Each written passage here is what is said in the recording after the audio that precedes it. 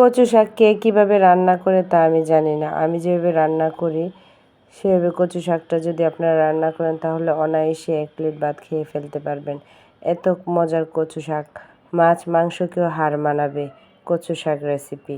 আসসালামু আলাইকুম, রাভিজাস কিচেনে স্বাগতম। এই তো চলে আসলাম আপনাদের সাথে সিম্পল এবং মজাদার কচু শাক রেসিপি নিয়ে। সবাই আমার ভয়েসটাকে ইগনোর করবেন।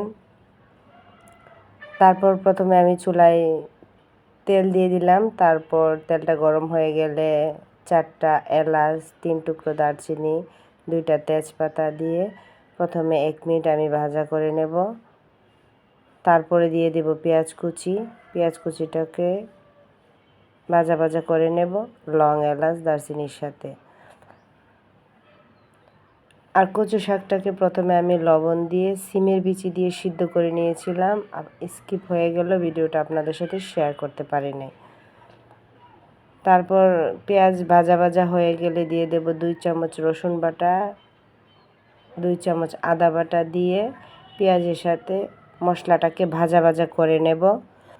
যাতে কাঁচা গন্ধটা না থাকে ওইভাবে মশলাটাকে ভাজা করে নিতে হবে। ভাজা হয়ে গেলে 1/2 টিস্পুন লাল মরিচের গুঁড়া, 1/2 টিস্পুন হলুদ, 1/2 টিস্পুন ধনিয়া, 1/2 টিস্পুন জিরা, স্বাদ মতো লবণ, সামান্য পানি দিয়ে মশলাটাকে ভালো করে কষিয়ে নেব।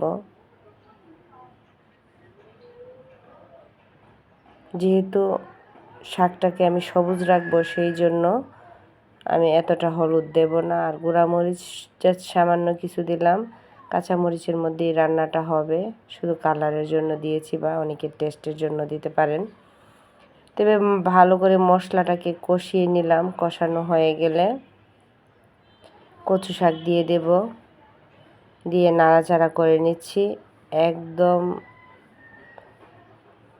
গ্রামের শাক, যে শাক শহরের শাকগুলো কিন্তু গলা ধরে, সেজন্য লেবু কিংবা টক জাতীয় জিনিস দেওয়া লাগে। আর গ্রামের শাকগুলা একদম গলায় ধরে না, একদম ফ্রেশ টাটকা শাক, সেই জন্য লেবু কিংবা অন্য কোনো কিছু আমি দেই নাই, টক জাতীয় জিনিস। এমনিতে আমি রান্না করে ফেলেছি শুধু সিমের বিচি দিয়ে।